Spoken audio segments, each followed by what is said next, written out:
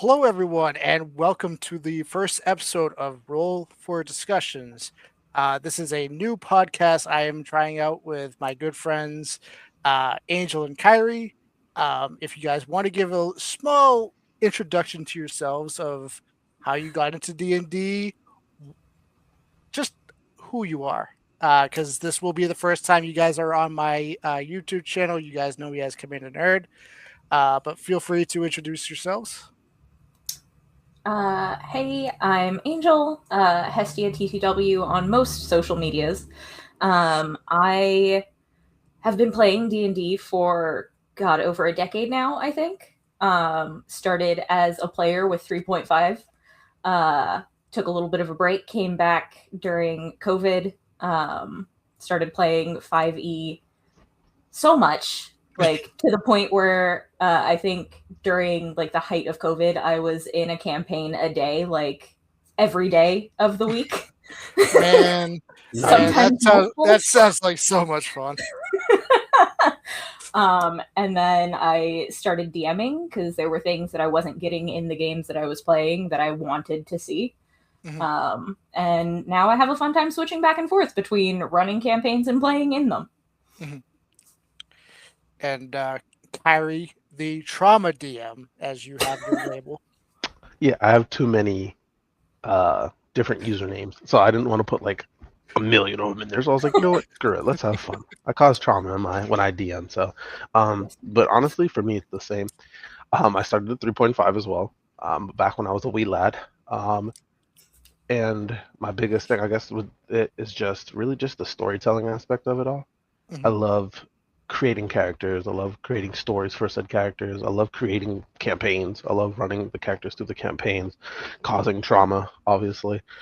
Telling stories. I love making players feel for their characters and then feel for the world around them, and then actually like the interactions that you have and like watching things unfold is really what keeps me like playing.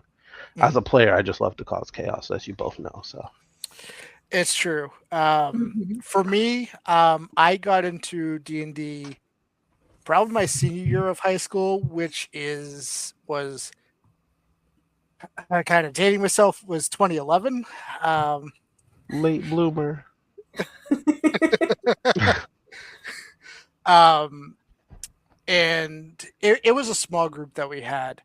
And I've told you the story about my character that I created. But for those that don't know, the character I made was a secret big bad that I had with the DM. And he was a necromancer character. And a lot of the players, because they wanted to be right up at the front lines fighting all the time, they weren't playing smart. So my character was like, I'm going to raise dead, raise you.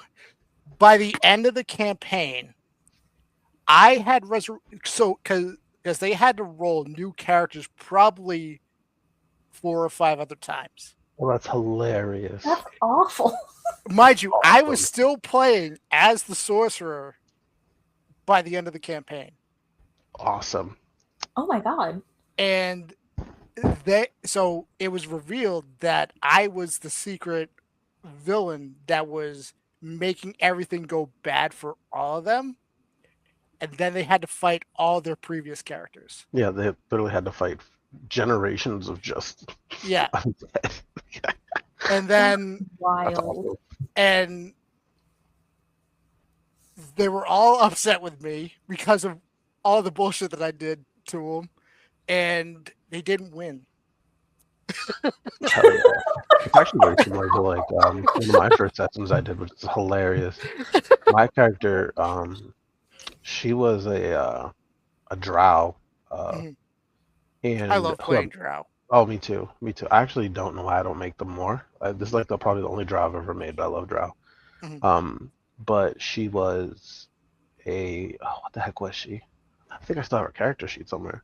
But she probably was a fighter. Let's just be real here, guys. Yeah. I think I went fighter, and her whole aesthetic was that she had a cursed weapon, and anybody who picked up said weapon went into madness and can only be stopped by either being killed or knocked out. Sounds Um, like a familiar character in a certain Curse of Strahd campaign. Yeah. It's different. It's different. Sorry, it? sorry. It It's is, not. yeah. At least It's in the not that. Curse of Strahd campaign, if you pick up that weapon, it doesn't really do that to you per se right now. In this one, Yeah. it automatically does that. Right now.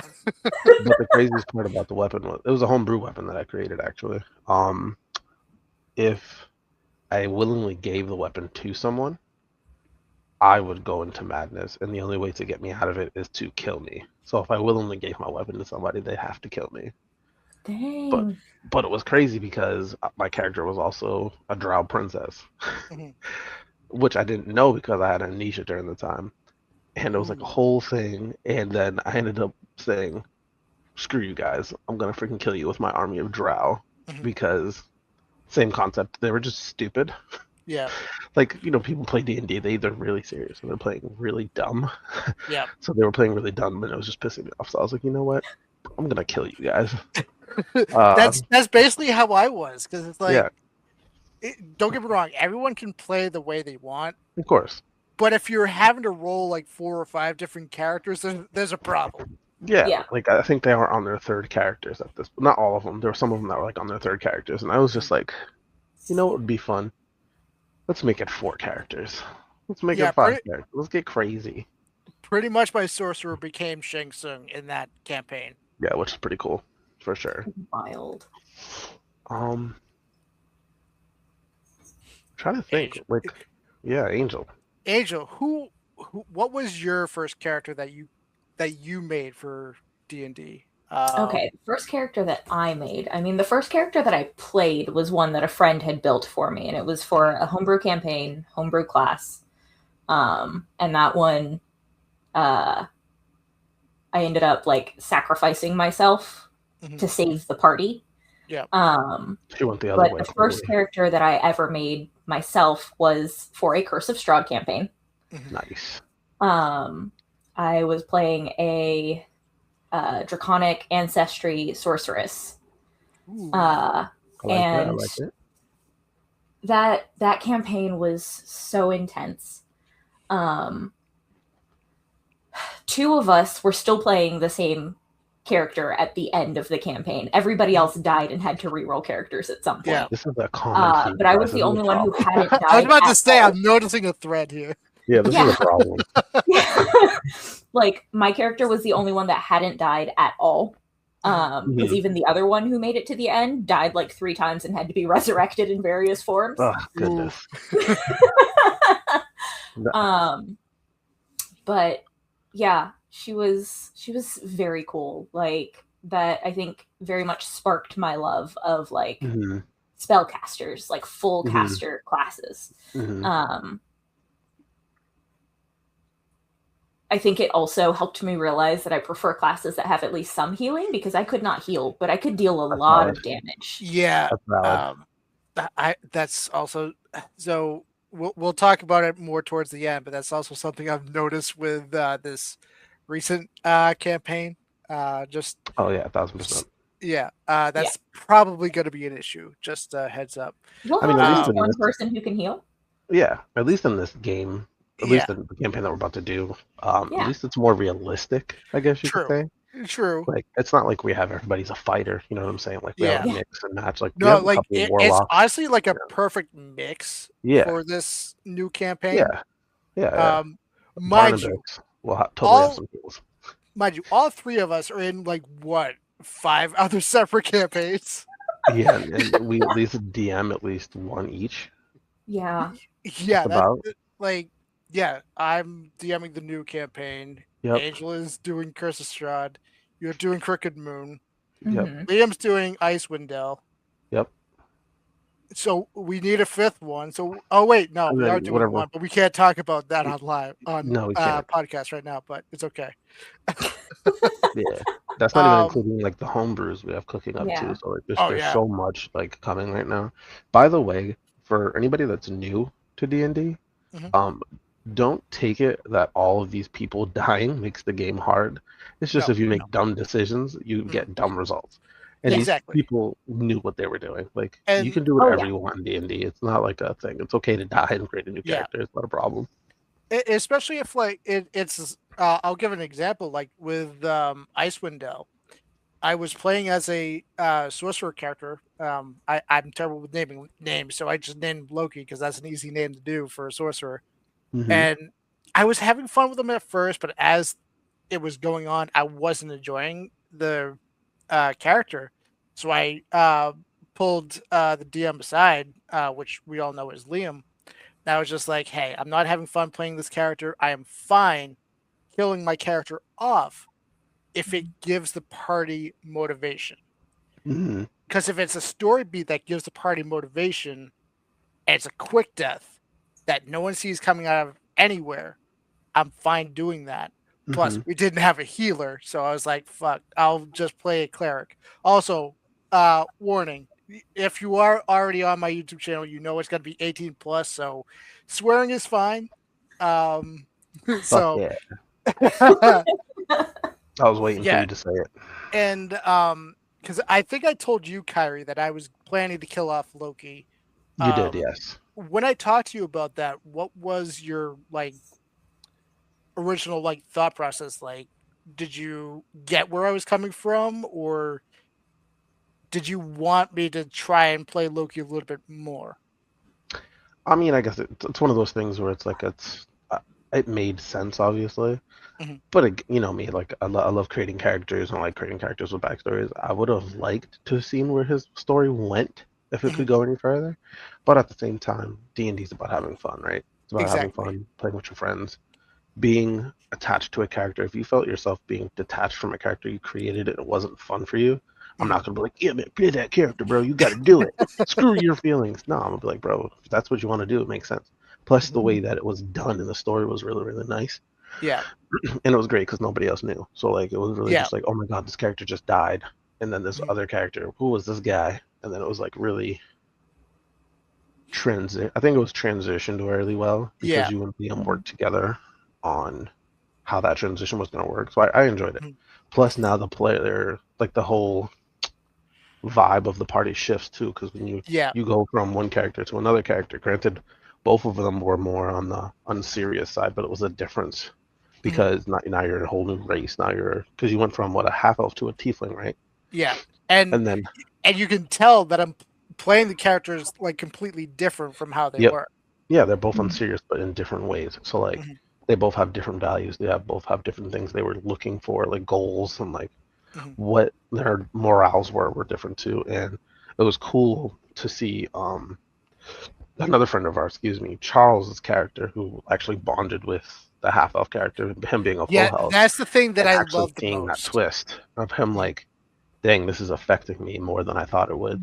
Yeah, Because his character is low key racist. Let's just call it what it is. Sorry, Charles. it's true. Um, but he, but he changed completely from being like a complete asshole to like being more of like a I'm still an asshole, but I'm hurting because Yeah, of what I just witnessed. I witnessed somebody that I grew close with just die so brutally in mhm, front of me. And like he jumped right in at like a second thought where before he might have been like, ah, do I really want to help him? yeah. Which was really cool to see. Um, Another question I wanted to ask you both. When was it when you both fully got into D&D? Was it a particular like character moment during a campaign, or was it a specific campaign setting that really like got you fully hooked into D&D? You can go first, Angel. If you have it. If you don't, I can go first. Yeah. Um, I think I think that Curse of Strahd campaign was kind of the first time that I was like, "Oh, I love this." Mhm, Like, I felt really connected to my character. It was very cool, like learning how to roleplay. But I think the first time that I really felt fully in my element playing Hmm. D&D was playing in my first like fully homebrewed thing since my first D&D campaign. mhm. And it's a game that I've been playing in for over 4 years now. We're finally coming to the point where like we're tying up storylines, we're Mhm. coming to kind of the end of things. Heck Like yeah, nice. it's been so wild, but like it's this fully homebrewed world. Like our DM spent years working on building the lore book, like figuring out who was going to play. It's a really small party, but building that character in this world, like talking to my DM about like, oh, this is where I want them to be from. What's the culture like here? What are like the dress codes? Like what is it like for this character to have grown up in this space, and what does that look like? And kind of tapping into that and really being able to like lean into that character. And having a small party also lends to a lot of like really intense, really intimate story beats. And our DM did a great job of like tying together our backstories and building us into the world itself, which was really cool. So like we've been going for 4 years, and every time we play, there's like another moment where we're just like, oh shit, we're tied into that too. Like, what do you mean? Like, my character's a freaking princess of a country that doesn't exist anymore. Right. Like, what do you mean the character that we thought was a princess really just has like deep political ties to like everything going on in their country? Like, what do you mean the character that, you know, keeps telling everybody, oh, I'm just some guy, I'm just a nomad, is actually like half celestial? That's crazy. Like, you know, our dragon character, like learning all of these things about himself and why he was kind of tied into this form that he's in. Like it's been so wild seeing everything unfold, and it combines all of the elements of D&D that I really love. Like it's intense role play, it's funny moments, it's the character creation, it's the immersion of it. Like it feels like we are building a story together. Right. And it's bittersweet that we're coming to the end of it. Right. Like I'm not ready to let go. No, definitely. Especially if it's a campaign that's lasted for 4 years. Yeah. And then it's also like you're playing these characters essentially, like at the end of the day, like we're acting here, right? So we're getting attached to these characters, we're playing these characters. We are literally we become the characters essentially, because we literally have to. So like we get so attached to these characters, and then when it's coming to an end, it's like, fuck, I'm not gonna play this character again. Damn, this story's coming to an ending soon. Like it might not even be just the world, it could even just be the character themselves, or just like, oh my god, I'm not gonna be able to play for you know, Darshadi, which was my character that I'm gonna talk about with my story. But it's just like it's just a crazy concept of just like storytelling, which is like I like reading books, right? Just as an example. Playing D&D is better. And it's essentially the same thing with dice. Pretty much, Yeah. But it's cool because you create the world together instead of it being like a pre-made book. Because like even with pre-made campaigns, you know, like pre-made campaigns can change, all based off of who you're playing with, right? Like I could play Curse of Strahd with one group.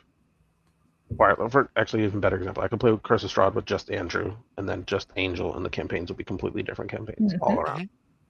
Because we're all different people, we all have different thoughts, and it's just it's freaking awesome. That's why I like playing D&D so much.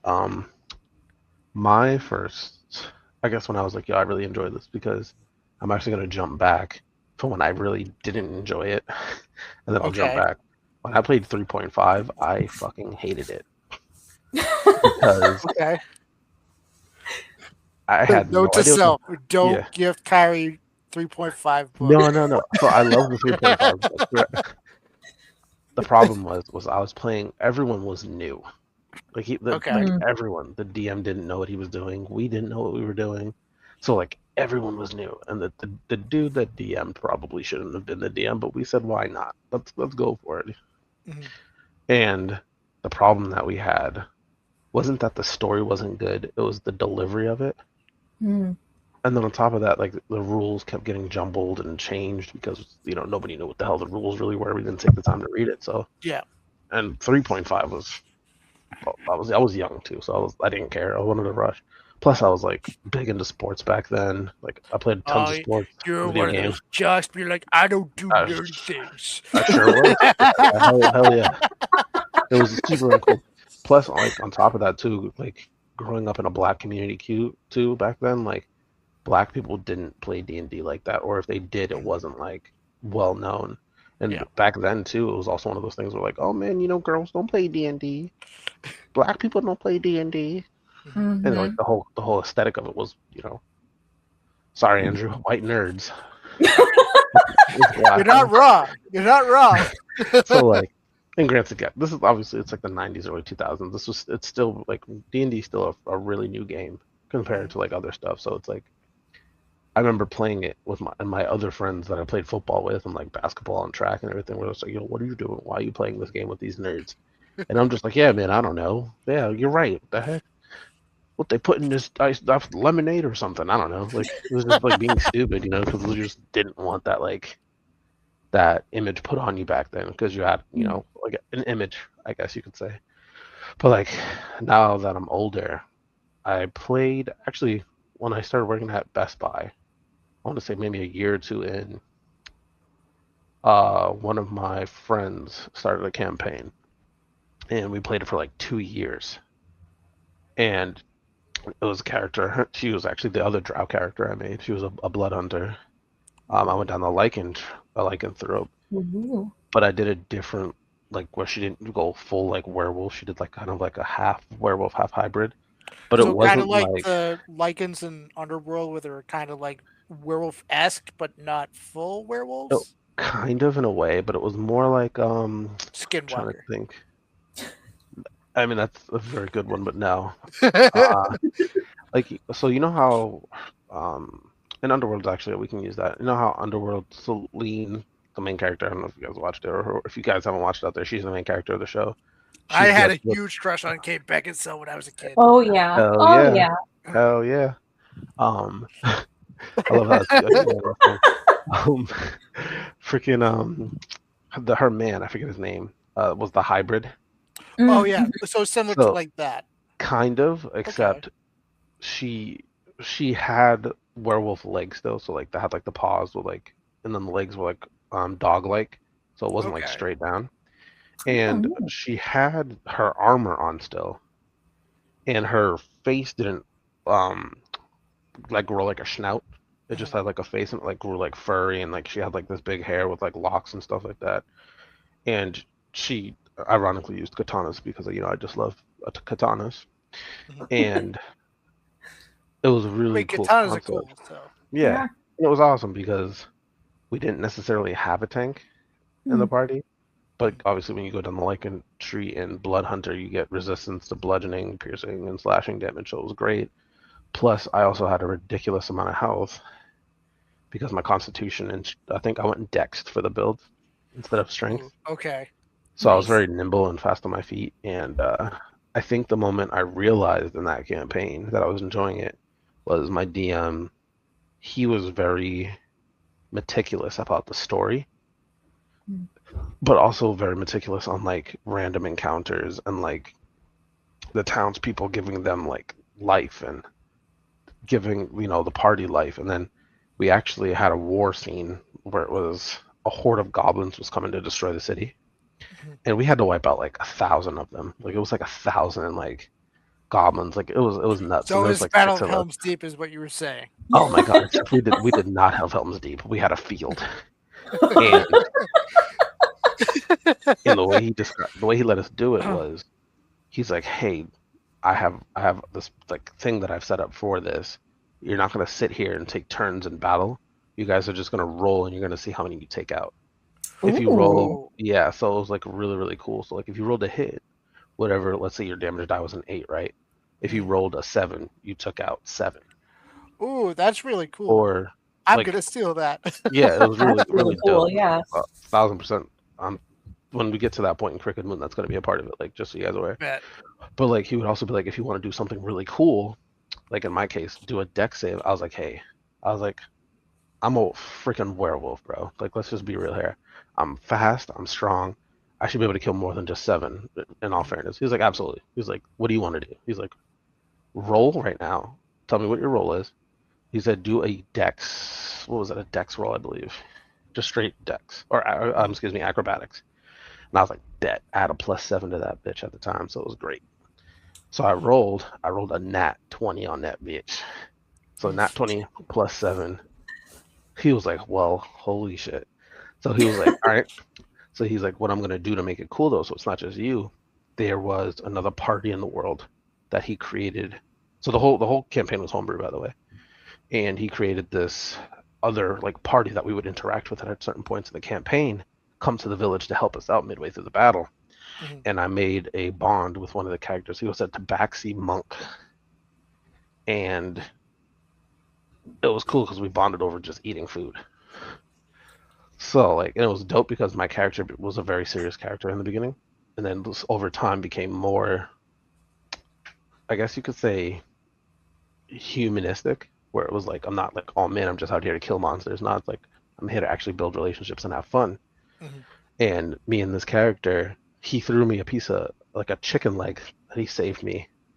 I ate it before, and then we literally rushed into the middle, like through like 100 of them, and me and him were just killing orcs left and right. I mean goblins left and right, like just slashing through them. Orcs, And he was like, goblins, same thing. yeah. And as a blood hunter, yeah, right. And as a blood hunter, like I had lightning on my sword, so like Ooh. I was, he had fire, so it was just like we were just slicing through, and all you see, he was like sparks of lightning and fire are sparking everywhere as you're literally slicing through goblins' armors. They're slicing through their swords to get to them, and it was just like fantastic because we just wiped out like a whole section of them in that one go. That's amazing. And like another person like rolled really well, and it was just like, yeah, I'm gonna cast fireball, and I'm just like, don't hit us. And they're like, nah, I'm gonna do the other side. You guys took care of that side, we're gonna do the other side. So literally me and this one person wiped out half of the field, and then everybody else focused on the other half, and it was just That's like, amazing. this That's is so dope. cool. I was like, this was dope. I was like, because like obviously like the campaigns and stuff like that are pretty intense. Mhm. And it's like depending on how you go, you can be serious, unserious, or kind of like a combination. And he did a really good job of making it like a combination and Mhm. describing the world to us. Like whenever we entered a new area, he did a really good job at that. Mhm. And that's actually something that like I actually want to be better at. Like he was really good at world building, which was really awesome. Mm. But some of the stuff that he kind of lacked was he lacked kind of letting us decide like how the story went. And then Okay, so he was more guiding you to specific like yeah, it was story more points. sandboxy-ish. Yeah. Okay. Like, and by the time he got to that point where he started giving us decisions, we would make the decision, and then we'd get there and be like, okay, cool, let's go talk to this person that we were told to talk about. We would talk to them, and then he wouldn't give us anything. Like, we'd have to have like a full, deep conversation. But I got to a point where we were just like, okay, what do we do? Because nobody has anything for us. There's nothing for us to perceive or look at. And it kind of just like we stopped the campaign there. We were supposed to pick it up the week after, and then like a bunch of stuff happened, and we never finished it. But like going through that campaign for that like 2 years that we played, like I was like super into it, and I Yeah. think the world building aspect, I was like, dang, the world building's really good. Mhm. But same thing with Angel, where she was like, there's certain aspects that she felt like she wasn't getting enough of. That's what made me at least want to start DMing. Mhm. Yep. And the first time I actually DM'd in a long time is probably actually the Crooked Moon campaign we're doing right now. So It's so good. It I really know. is. Thank you. I And appreciate it. I just want to say, like, Crooked Moon, like, Curse of Strahd's different with the character I'm playing with Curse of Strahd because he is as evil as you can get besides being Strahd. Yes. With Crooked Moon, with the character that I'm playing, I don't think I've ever fully like tapped into like the emotional aspect of like playing a character as I Right. am with Lucas. And building the character from the ground up with you, Kyrie, and having him connected with Angel's character, it makes me so invested with this character Mm-hmm. that if he does die, I don't know if I'm gonna be too happy to roll a new character Yeah. and I stuff feel like you. that. Well, and you guys made it easy for me to like, because I mean, again, we're three DMs playing with each other. Yeah. So I make it usually easy for you guys. Like you guys make it easy for me. We make it easy for you, Andrew. So it's just one of those things where it's like, you guys gave me the most to work with, so it's easy. Plus, there's so much stuff that I haven't even talked to you specifically about Angel that's going to happen in the campaign that Andrew has to know Yeah. for the campaign. And Oh, there's just so much literal Yeah. trauma that's going to happen in that story. Because I mean, and that's the point of like, at least that's my interpretation of Crook Moon, is it's Mhm. supposed to be traumatic. It's Yeah. supposed to be dark. It's supposed to be whimsical too, though, and also Mhm. has some comical sides because some of the enemies you fight are like, what the fuck is that thing? Yeah. Yeah. But Yeah. that's the thing that I like that you've been doing with Crooked Moon, because you give us a chance to have lighthearted moments, like Hmm. the erotic books I made you come up with. Yeah, I hate you so much for that. That was crazy. So Uh, look, chat. This was crazy. You- No, but like it was nuts because I'm like, all right, cool. This is just gonna be a filler episode, basically. If you, for ever those who watch anime out there, it was a filler episode, literally because we were missing, I think, two people at the time, and I yeah. was like, okay, we'll just do a filler episode. Because my rule of thumb when I DM is if I'm missing one person, that's fine. I can make it work with like Mhm. a story, especially if it's only one session. But two people, I just like, nah, it's too many people. But literally, they walk into a store. I'm like, okay, this is a shopping episode, and Andrew's character was like, "Hey, you got some smut?" Like, well, excuse me. First, he was like, "Hey, you got some weed?" Because the character was, on a It's pipe. true, He and I had some did good get my stuff. weed, so. You Yeah, and did. he hallucinated for a little bit. It was great because he walked out of the store, and then like 10 minutes later, he was right back sitting on the couch on the store as if he never left. It was great. And It then was after great. smoking the weed, he was literally just like, "So you got some smut?" We laughed. We probably laughed for like a couple of minutes, We really and Oh did. yeah. Um, I'm like, I hate you. Obviously, I'm not planning for somebody to It be like, "Hey, wasn't you got some even smut." just the asking for smut, it's the fact that he made you describe what kinds of smut you Yeah, had. yeah. Like it was nuts, and then like I had to create a whole freaking smut basement downstairs and everything for it too, because the You dude was did a great embarrassed. job. you did Thanks. great. Yeah, so like Andrew's character and the shopkeeper, he's like, "Follow me downstairs," and like they go down these stairs, and it's like a basement, and it's super dark, and Andrew's character is like, "I might die. Like this might have been a mistake." And he opens up this like curtain, and it's just a room full of like toys, books, you That was know. probably my favorite interaction. Be like, wait, no, I'm looking for books. Yeah, oh yeah, yeah. Oh yeah, and he had his special drawings. He's like, and then I threw that Titanic reference in there, and it was Oh, fun. But that's one of those things where it's like playing D&D is it never goes the way you expect it. Yeah. yeah. Never. Like I could write a full campaign and I can have you guys sandbox the whole thing, but it'll never go the way I want it to 100% because at the end of the day, you guys are the players and you guys really decide how the story goes. Yeah. I feel, at least I feel like for me as a DM, my job is to set the setting and then you guys run Mhm. with it. If you guys Yeah. get Yeah. stuck, I fill in a gap to get you to where you need to be. But other than that, you guys go run with it. And that's how I DM as well, because I feel like it's more rewarding for the players Hmm. to build a story around them. Hmm. Mhm. And for me, when I fully got back into D&D, because I fell out of it for a few years after high school, Hmm. because after high school, a lot of my friends that I had, we fell out of contact, which Yep. happens. Yeah, absolutely.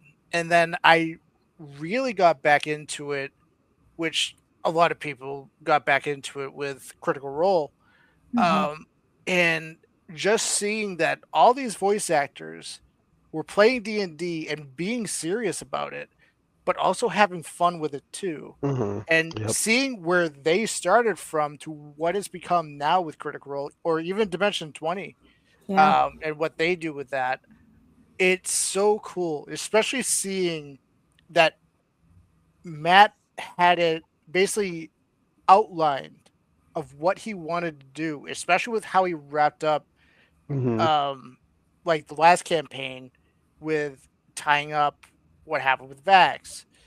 Every character was perfectly had that perfect ending. Yep. And it's like you could see how emotional like Matt got, because Yep. that was 10 years Yeah. of everything that they built up together. And Mhm. I want to have a campaign like that, with to have something that we all create together and are proud of, and then if it Mhm. gets to the Yep. point where it ends, it's that same kind of feeling. Yep. And for me as a DM, I'm not really a stickler for rules. They're kind Yeah. of there to guide you, Yeah. but if it's gonna hinder the player from actually having fun, Correct. then I'm not gonna be one to be like, no, you can't do that. Right. Like, Mhm. if it breaks the world, like, oh, I want to do 100-foot jump, you're not gonna do that. Right. Um, Unless but it's really cool. exactly, if it's really cool, And it makes just sense, mind you, obviously. it's 100-foot jump. Yes. Yeah. So be prepared for the fall damage as Yeah. well Mhm. as rolling a new character. Yeah. Just aim for the bushes. And for people wanting to get into D&D and stuff like that, you can always find pre-made campaigns. Um, Mind you, some campaigns are going to be a little bit harder than other ones, Mhm. so kind of be cautious of that, because I think, Oh, Angel, very you true. told me like Curse of Strahd is a difficult campaign. It's Oh my very god, difficult. Yeah. yeah. I'm pretty sure I warned all of you that Mhm. like Mhm. Curse of Strahd is a campaign where the death rate for player It's characters, extremely high. like Yeah. there is a Reddit forum, like a Yeah. thread of how many times your players have died Yes. in that campaign for I everybody that didn't. I runs didn't it. mention it, but Curse of Strahd was my first campaign as well. So that's why Okay. when you said, I was Yeah. like, I knew it was already difficult, and I was just like, oh Yeah. yeah. I was like, why did I Like run this Yeah, as my so first this Curse is of campaign my ever? I Strahd is first totally get it. time. notoriously difficult. Yeah. Yeah, this is Like my in the first time beginning, playing Curse of Strahd. it's one of the better stories too. That's why it's one of the more Mhm. known books too. Mhm. Yeah, And Yeah. I'm excited. I'm not excited to actually play it again and I actually am Mhm. too. play it I properly and I have fun properly with it too. So yeah, because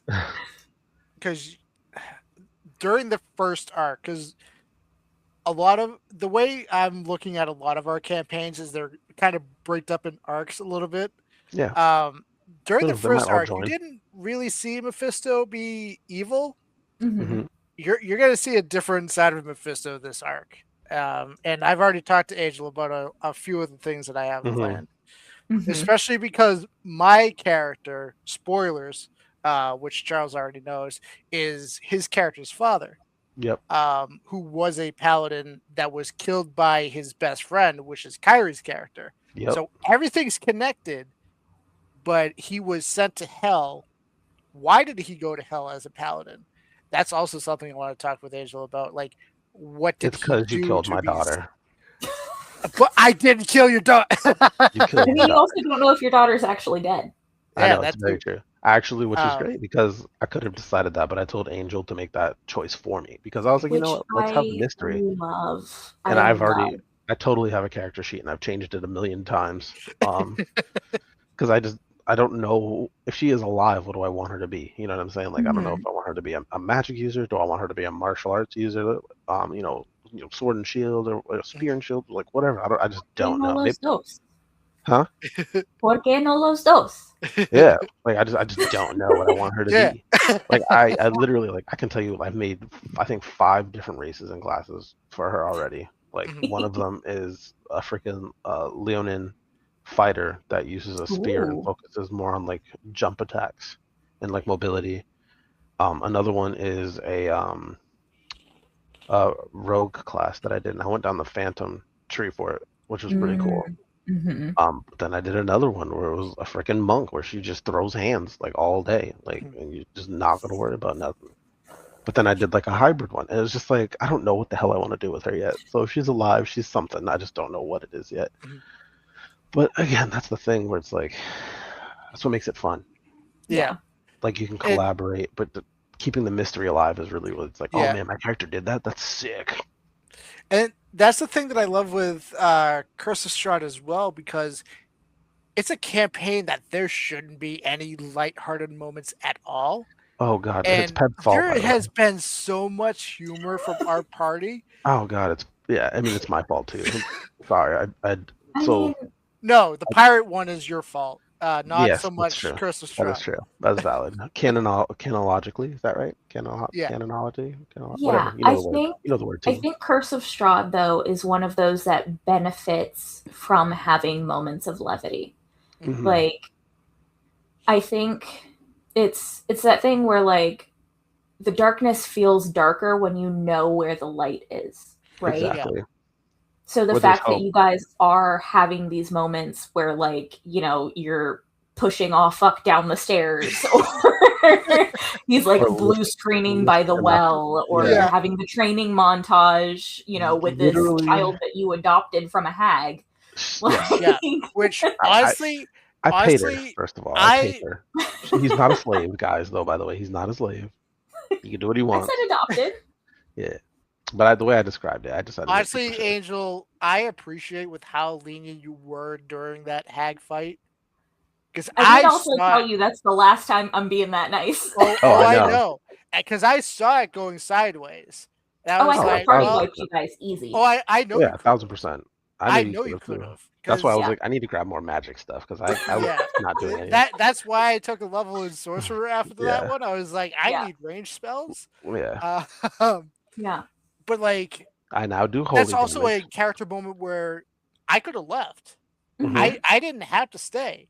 Because Yeah. I could have been like, you guys are hindering my plan, so I'm gonna fuck off. That's And 1000. I mean, see ya. in all fairness, it's the same thing with my character. My character did not care to be there. Mhm. So there wasn't any children. So no, there was children. There was. Damn I it, think they you were, guys but they still were have outside. I think we dropped them off. No, we didn't. No, I'm pretty sure they're We with didn't yet. No. Arena They're with and Arena, yeah. Mark. Yeah, they're with Yeah, Arena. yeah. We didn't. That has been a Lucian common was with Arena. thing with a couple of campaigns. Didn't you adopt a kid in Icewind Dale as well? Look, there's always one character in the party that will adopt all orphan children. Did It's I true. adopt? We I didn't had one adopt when a I kid. played Curse of Strahd too. I didn't adopt a kid in Icewind Dale. What the heck was it? I could have. You I'm took pretty sure him. you did. I'm pretty sure I remember hearing about this. I don't You remember took in adopting a kid. something. I forget what it was. But then again, we do have my goat Copernicus too in Crooked Road. Yeah, so right. I guess the theme is kind of all I mean, across it the just board. happens that way. I mean, it's too cute to give up. So You know what would be a fun thing plus, to I'm do? training my child army. But yes. If we do because Angel's planning a battle royal with like level 20 characters. Yep, If we absolutely. did a specific battle royal with our particular characters playing through all these different campaigns and had them all fight in like an arena there, that would be pretty fun to do. Oh yeah, for sure. But Kyrie, you can't use rain. Damn it. I don't know. So this is something that I've talked about with a couple of my groups before, but especially the Crescent Chronicles group, the campaign that we've been doing for 4 years, is the like figuring out like in your party, what would happen if you had to do a free for all like knockout drag out god fight between the party. Because like when you build a party, especially if you're trying to build something cohesive and everybody's talking in the chat or whatever, like generally you're trying to build something that covers all of the different aspects of things, right? Like you're looking for a tank, you're looking for range, you're looking for melee, you're looking for a healer, you're looking for someone who can do utility, right? And there are all of these options for, class race combos that can cover all of these different aspects of things. But what happens when you're all god tier characters fighting each other? Right. Does utility prevail over, your melee tank? Yeah. Right. Like, At does lower levels, your the answer rogue is who's no. out here sniping people manage to take out your utility? Or are they the one that's going to take out the tank? Because, chip damage is still damage if you do enough of it. Oh, 1000%. So Like, I think my answer to that question, because I think that's a great question. My answer to that question is it's all depending on how you play it. Yeah. I would say 9, I won't say 9, I would say 6 out of 10 times utility will probably win if you play it smart. Oh, yeah. Because when you're playing a support utility, that's why I created Euclid for the Battle Royale, because I wanted to see how effective it is, which we'll get into in a second. Just being able to control the battlefield alone Mm-hmm. is so huge in D&D, or just in general. Like being able to think on your feet, adapt to any situation, and having the spells and capabilities to do so. And you Yeah. also have to be 2 steps ahead. It's like, okay, I'm fighting a tank. Let's just be real here. What's this tank gonna do? It's probably Yeah. gonna come at me and swing at me because he doesn't think that I'll be able to out damage him, right? So how do I outsmart the tank? Cool, Yeah. awesome. All right, how do I outsmart the rogue? How do I outsmart the other wizard that's more attack based? Yeah. Like, at least in my opinion, like, I think utility overall would always win.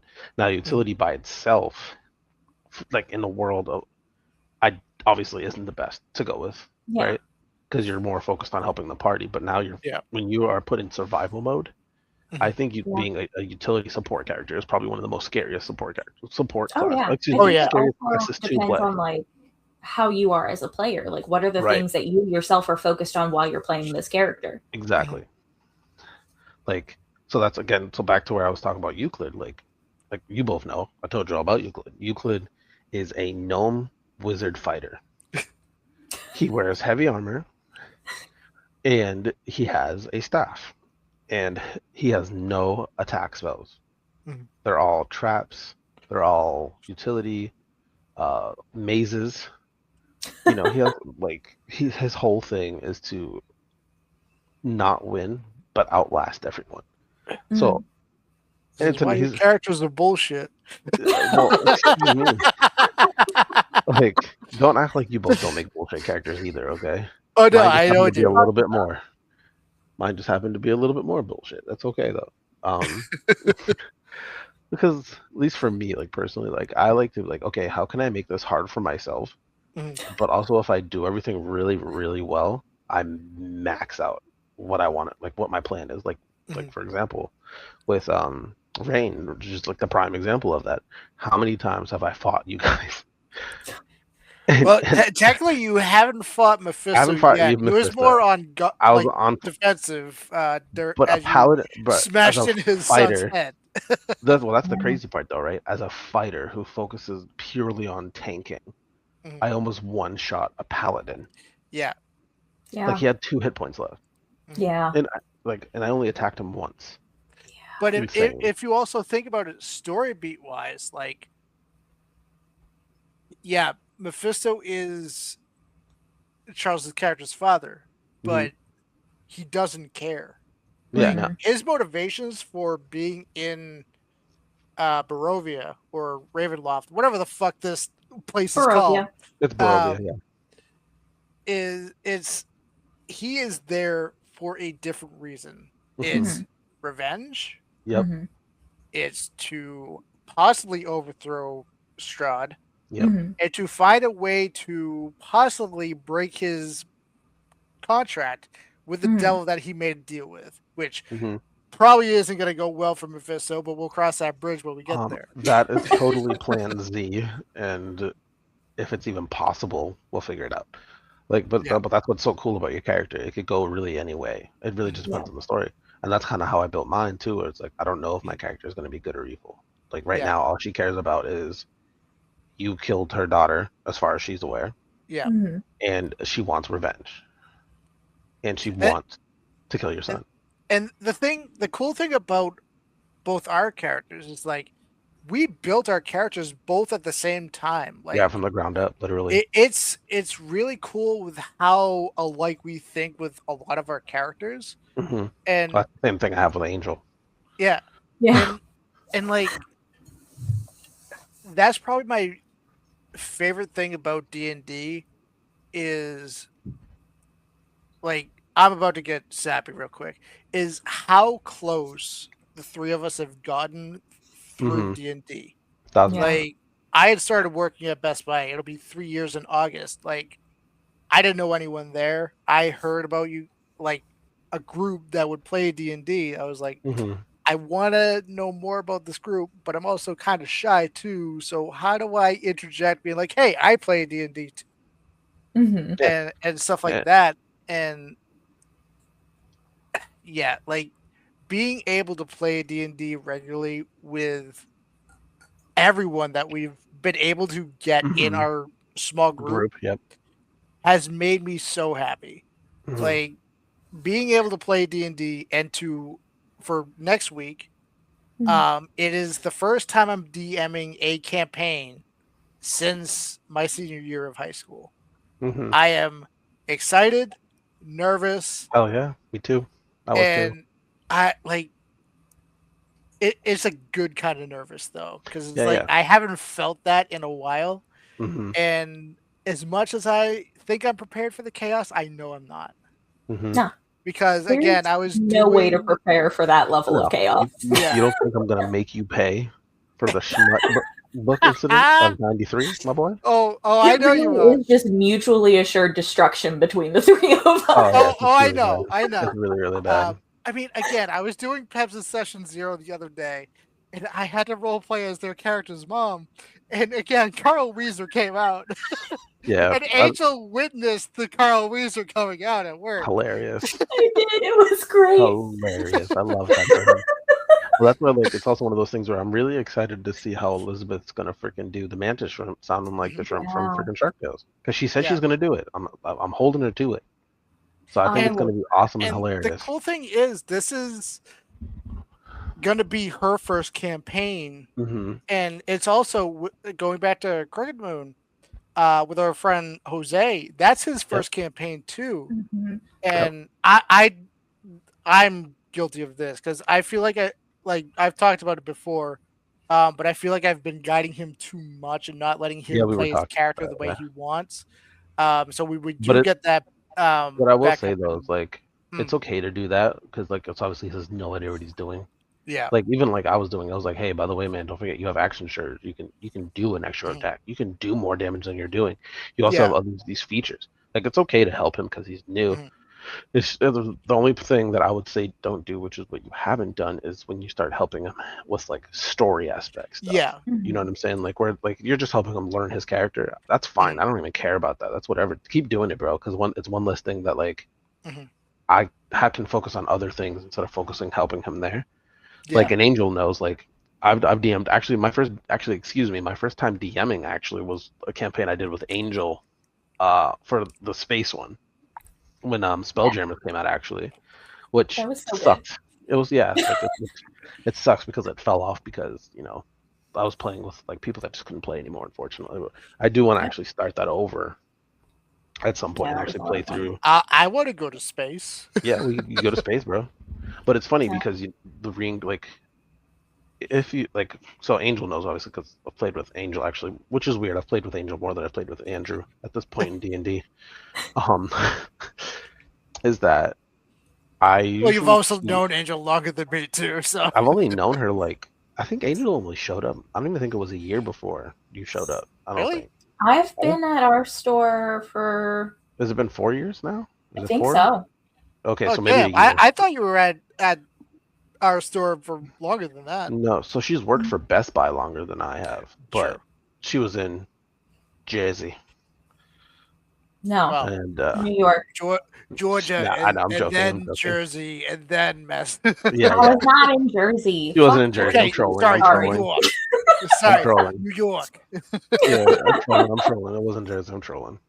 But yeah, she was in New York and then came down. But it was crazy because I remember her sitting in the break room. I'm like, who the fuck is that? I'm gonna go say hi. And I literally, I was like, hey, by the way, I'm Kyrie. And then she was like, you're like the first person to say hi to me. And I was like, are you fucking kidding me? I was so rip shit. I literally went out there and I was like, everybody better go in there and say hi to fucking Angel right now. And Yeah, like, 'cause I think the only other person who had really talked to me was Travis because I Travis, came yeah. in covered in fucking snow yeah. because we got so much snow that year, and I was like 2 hours late because the trains were barely running, Mhm, Yeah. and like it was just a nightmare. And yeah. like coming from New York, which got some snow, but I also was getting rides to and from work. Like I wasn't Yeah. taking trains or anything. Like it was a big like culture change for me. Yeah.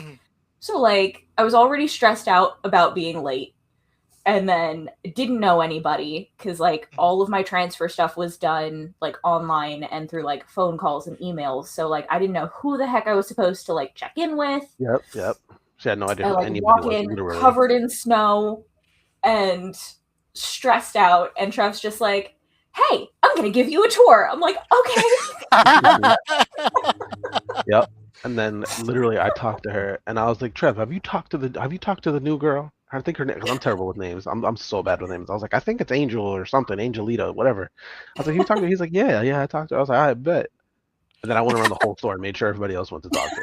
Like, go fucking introduce yourself. Don't be a dickhead. You didn't do that with me. Yes, the fuck I did. You just didn't know about it. She didn't know about it either until just now. Like, no, because I don't like that, man. Like at the end of the day, I'm gonna see you guys more than I see everybody else, right? Yeah.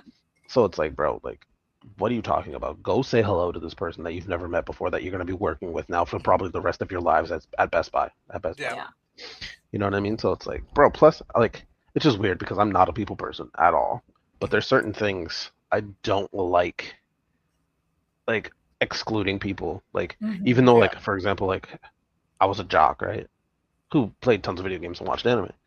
But nobody knew I watched anime because anime wasn't cool back then. So it was like one of those things where, like, I get the exclusion. Plus, I've had my share of excluding people in the past, and I made amends with those people, of course. And then it's just one of those things where you stupid kid stuff.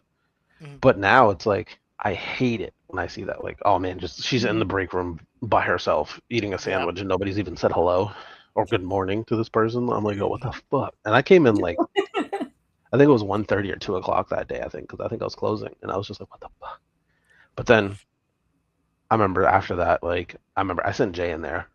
Jay went and talked to her. Jay was like, hi, Jay. Monotone, he probably walked out. I was about to say, you didn't do the monotone right. Yeah, I was like, I'm not monotone, unfortunately. But I'm a little bit more colorful with my words, if you couldn't tell by my picture. Freaking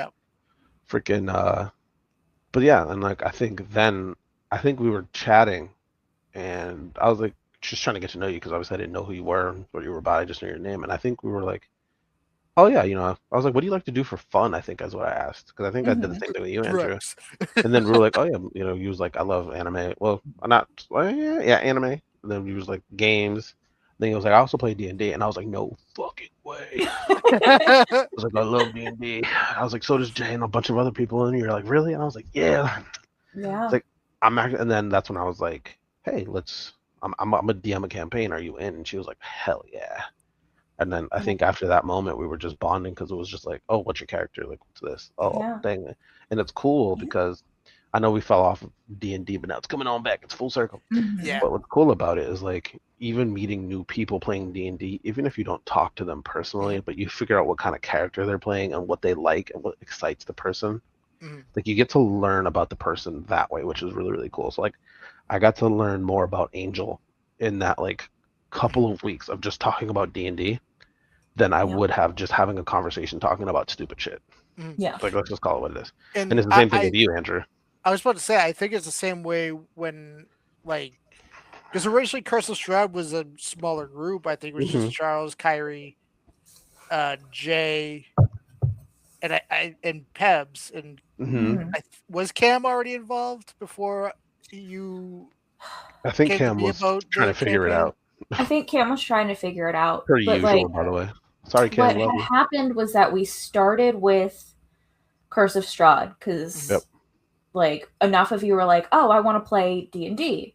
Like, I really want to play a game." And I'm like, you know what? Fuck it. I haven't run a game in a while. I have time. Let me run Curse of Strahd. Like, and I think actually I was like, here are some games that I'd be comfortable running. Let's figure out what we want to do. And I put up a poll, and most people voted for Curse of Strahd. Yeah. So I was like, all right, bet we're gonna do Curse of Strahd. And then from there, the server was born. Yeah. Yes. Actually, literally that, because I created a server for I think I called it Let's Go to Space, and it was just meant for that campaign. Yep. And then literally after that, we didn't play for a couple months, and then Angel was like, yeah, I'm gonna do this. You in? I'm like, fuck yeah, let's do it. Yeah.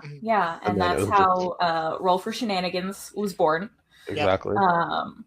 And now we've got so many of our, like, coworkers and friends in there. We're adding new people every so often, like, when we realize that, like, oh, they're, secret or not so secret nerds. Yeah.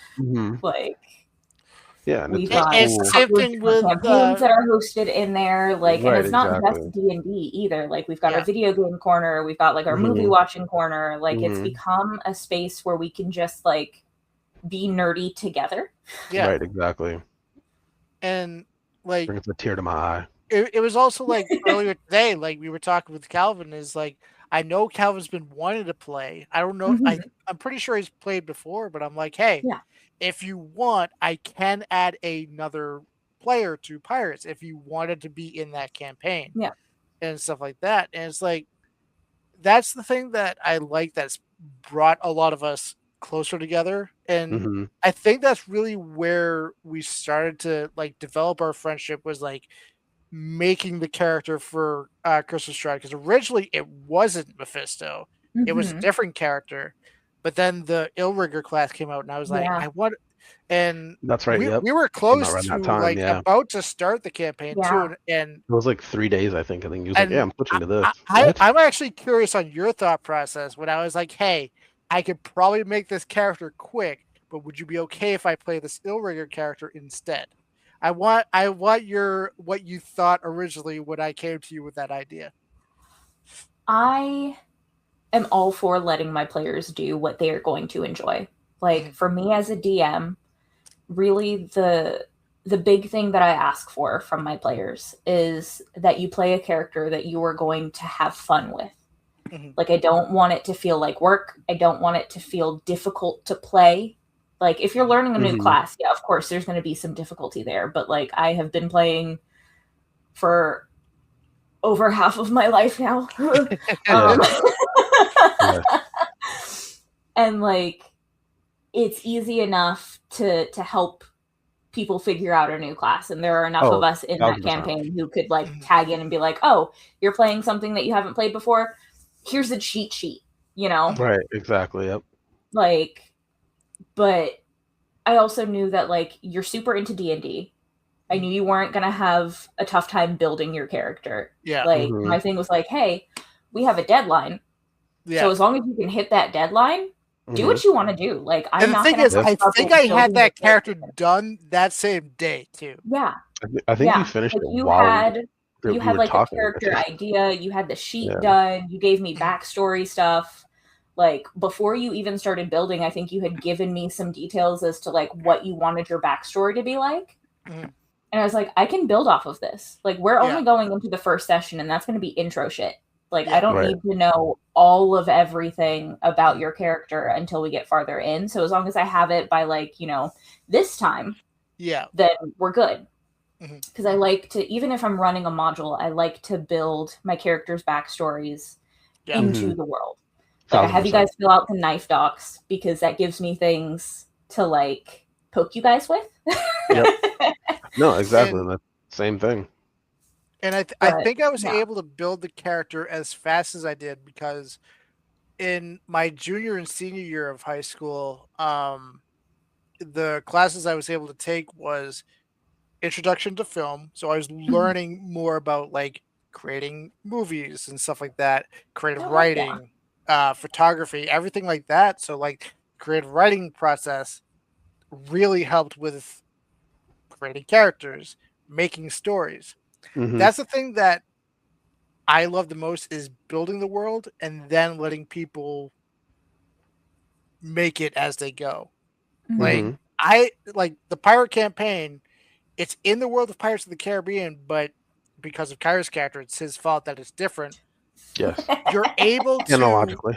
you're also able to still make it your own campaign.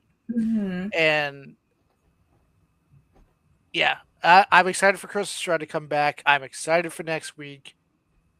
I'm excited for honestly just for more D&D. Yeah. But a couple of closing topics. What are some of your favorite aspects of D&D? What keeps you motivated to keep playing, and what keeps you motivated to keep being a DM for new players or returning players and stuff like that?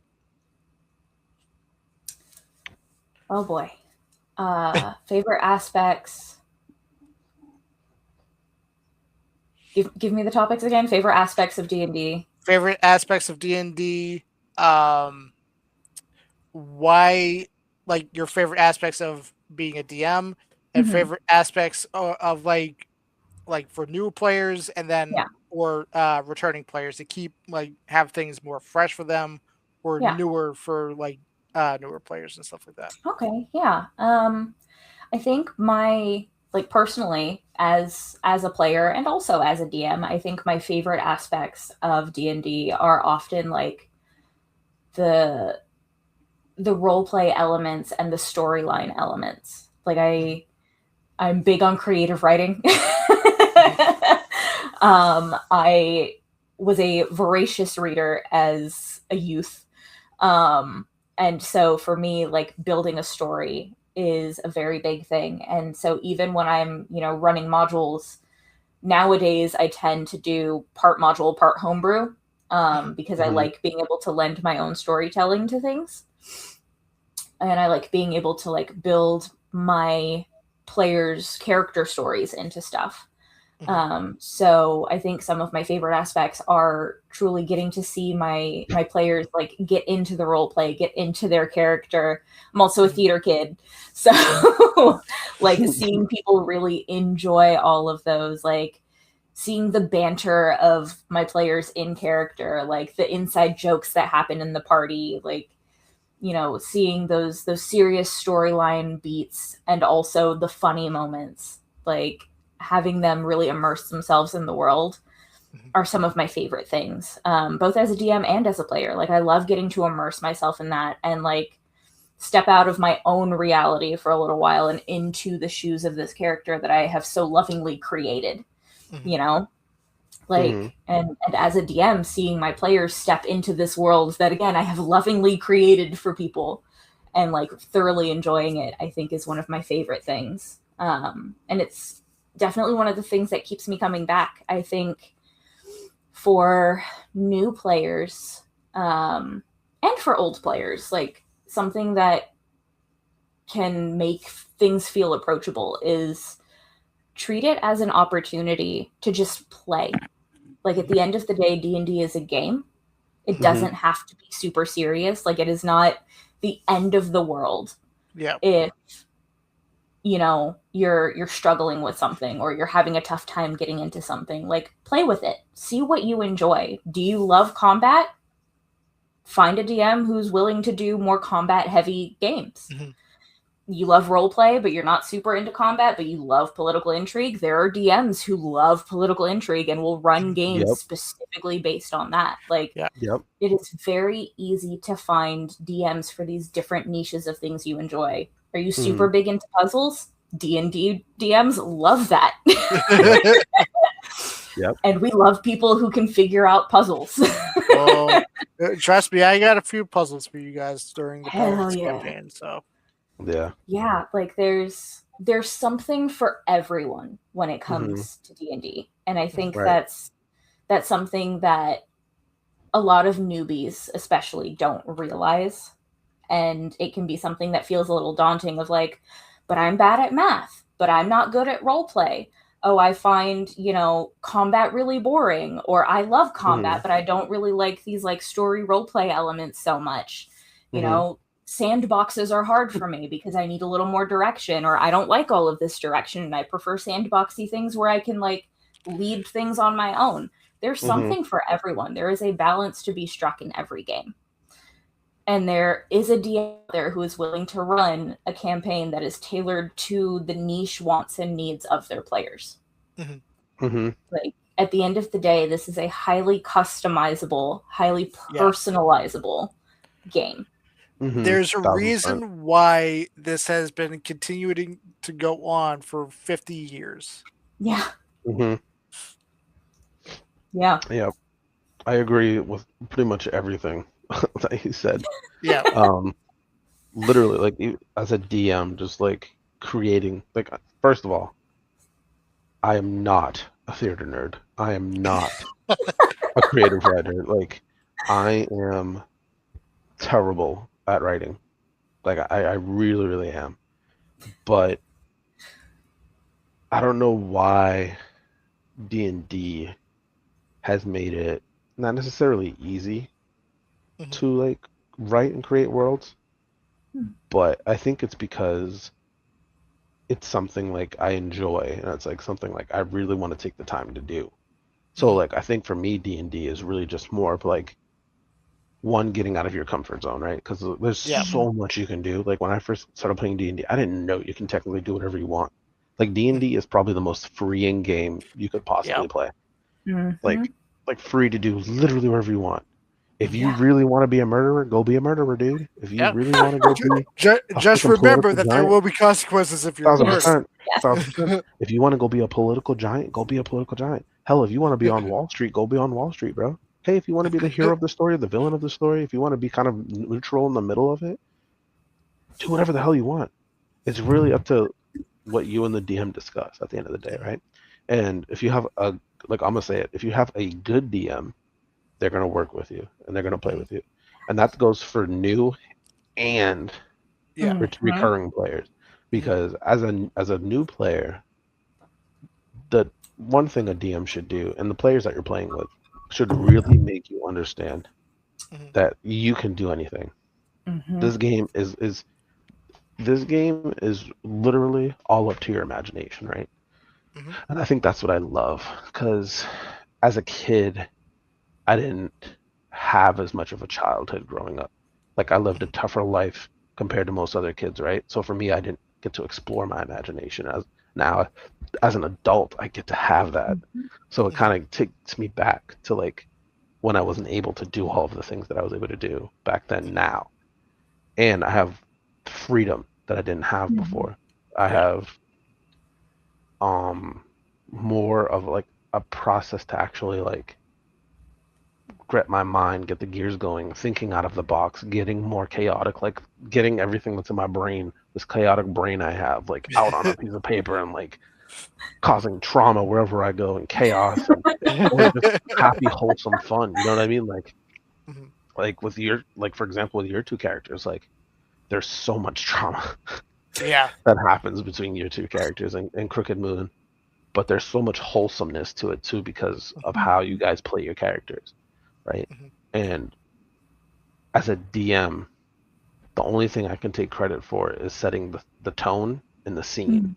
Yeah. You guys really decide how that goes. If you guys were like, yo, fuck you, that's how you guys went, whatever. Pretty You much. guys, Yeah. you know what I'm saying? If you guys go wholesome with it, all right, cool. If you guys just brush it off and start making jokes and laughing, that's all on you. And Yeah. I think it's important for us in the community um, to semi-new to reoccurring players and experienced players like us to really guide new players. Yeah. Because I'll tell you right now, you've both have been a part actually of campaigns that I've run that have new players, Mhm. Mhm. and you guys have run campaigns yourselves with new players. Yeah. Mhm. And seeing a new player try to figure out how to play D&D is the cutest fucking thing in the world. It Yeah. really is. Because Yeah. there's so much to it, but there's not at the same time. Yeah. It doesn't. It's like to not discourage new players. D&D is super simple. Mhm. Oh yeah. It's only not simple when you choose it's not, and obviously we Exactly. choose it's not Yeah. because. But like for those like creative writers, for those people who like play like doing plays or playwrights, doing movies, whatever. If you just have a creative bone in your body, even if you just like art, like Mhm. D&D is for literally everyone. Yeah. Like I literally, I think I might have 5 more people that might want to actually play D&D who thought it was fucking nerdy and stupid, and I just explained to them what it was and how they could play, and they were like, Mhm. Yeah. "Damn, like that's crazy." And I'm like, "Yeah," I'm gonna tell you right now, like if you don't play D&D, how do you know if you're gonna like it or not? Exactly. Yeah.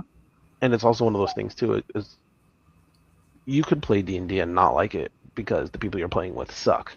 Let's just Mhm. be what it is. You know what I'm saying? Like Mhm. really, the people you play with, the DM, if they're working with you or not, how they're playing, how they're Mhm. running the campaign really dictates how important it is. So I think Yeah. for me, just like the freedom of it all and like the collaboration of everything really, really makes it more fun and makes me want to keep coming back. And I love helping new players like actually Mhm. join and everything like that, which was really, really cool. Yeah. I also really, really love character creation, as you both know. Yeah. So my question is, how many character slots do you have right now, guys, in your D&D Beyond? Let me pull up D&D Beyond real quick. Yeah, I'm putting you guys on the spot. Oh boy. Let's see. I want to know if I have Oh more. or god, not. they changed D&D Beyond. Oh, yeah, I yeah. talked about this the other day. I forgot. Yeah, see, I hate it too. Let's see. I have 1, 2, 3, I don't hate it. It's not 4, that bad. 5, 6, 7, 8. Bro, it I have tells you at 9 the top. characters. 30 slots. Some of them are doubles because I've used the same characters for Yeah. different campaigns. Which is fair because you're doing that with mine. And Yeah. I think you have that with another one too. Yeah. with Andrew. So majority of them, if it's just the campaign ones, it's 1, 2, 3, 4, 5, 6, and then I have 4 backup characters. So yeah, in mine D&D is Beyond I have 50. 30. I don't have all of the ones that I've ever played or made on here though because I have deleted some. That's very valid. That's very valid. I have 50 characters, and Jeez. none of them are the same. And yes, they all That's they don't all have names though, Hmm, because that's- I totally noticed gave an them names. extra character in the pirate campaign. What are I you deleted doing? it. I deleted it. It shouldn't be there now. It Okay. shouldn't be. Yeah, I deleted it. I I'm honestly don't getting know how that got suspicious there. of you, though. You need to get suspicious of Charles, and why is he level 7? That's what I need you to get suspicious of. So I've actually ruled that. So there's going to be 3 level 7 characters. That's and fine. then I really don't care. 3 level 6 characters and stuff like that. Okay. I mean, technically there's 4 because Barnabas is 7 too, but you know. Oh my Now gosh. Barnabas is going to be level 4. No, Barnabas. And mind you, Um, as a DM, I can go in and edit your levels, so I can of level course you can. Barnabas down if I want to. Definitely don't do that. Look at the cute No. picture. Look at him. He's No, adorable. I wouldn't do that. But Barnabas is probably going to die for a session, just so you know. Nah, damn it. Oh, sorry, Elizabeth. Sorry. But no, for me, that keeps having me come back and keep playing and keep being invested. It's the new stories that keep coming out. It's being able to create new stories with your friends, new people that come to the table, or Yep. even if you just do it on Discord.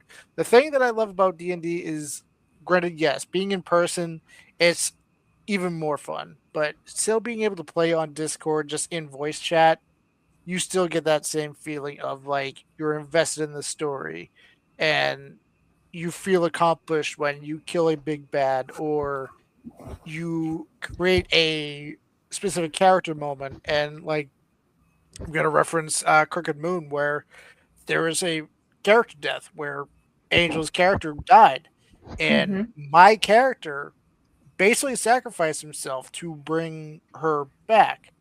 Yep. And that's when I pulled into a lot of like older movies that I would watch, being like when the protagonist would sacrifice himself for the group.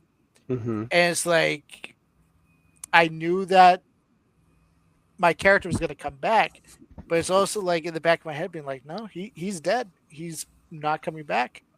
Yeah. And it's stuff like that that I love. And for long-time DMs and for new, never be afraid to lean to other DMs for help, especially if you have another DM at your table or in a party, because it just makes your job a lot easier. Like Kyrie was saying, like how I was helping Jose with like some combat stuff. As long as you're not really like overstepping with like character story wise, then it's fine. Yeah, and of course, as long as the person's comfortable with you doing it as well too, which Jose is. He's like, because he has no idea what he's doing, so he wants to learn. He's excited. Now, yeah, I love how we all said for the most part the exact same thing, just different words. Yeah. We are very much alike. It's like I always talk with Angel, like I think like a week or so ago, being like, I don't get close with people as fast as I have with you two. You two have become some of my closest friends, and I just want to say that I appreciate you both and I love you both. And I look forward to creating even more stories with you guys. So I was doing the And heart thing, but you can't see it because we'll just say that Barnabas is doing it. say less, say less. And I am actually, before we do end, what are you guys feeling for next week? I'm excited. I'm excited as hell, bro. I'm just ready to play some damn D&D again. Honestly, that's where I'm at in my life. Like, I know, Yeah. like, I've had Crooked Moon on halt. I'll probably bring that back in April, just because you guys know, everything's been going on. Yeah. Just a lot of stuff, and then on top of that, all of our campaigns seemingly stopped roughly at the same time. It's crazy So- with the universe being like, hey, everything's going on hold right now. Mhm. That's So why I feel like I spearheaded like doing the pirate campaign as fast as I did. Mhm. Because like I think I had the idea in January, Yeah. Yeah. It and was then like the beginning of originally I was January. going to do a Van Helsing themed campaign. It was Mhm. originally supposed to just be a mini series, Yep. like an And 8-part then we series. switched it up. Yep. And I was like, you know what? No. And I put in a vote being like, hey, do you want it to be Van Helsing or Pirates of the Caribbean? Yep. It was crazy with how fast the voting was just for Pirates. To weigh in But it's on also why. it's a fresh take. Yeah.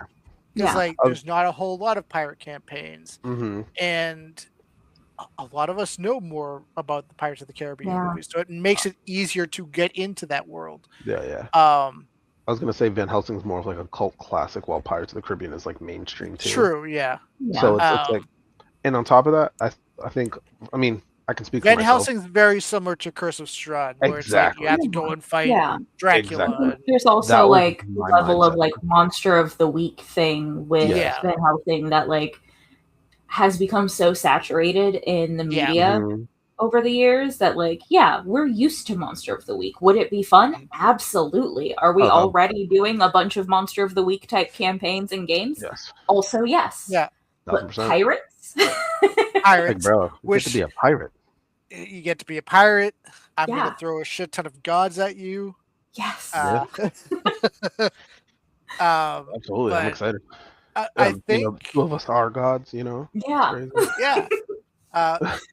And I think I really like worked as fast as I did to get the campaign ready to go because of everything that happened all last month. Mhm. So I was like, we need something to at least lift our spirits a little bit. So I Yeah. was like, let me lock in.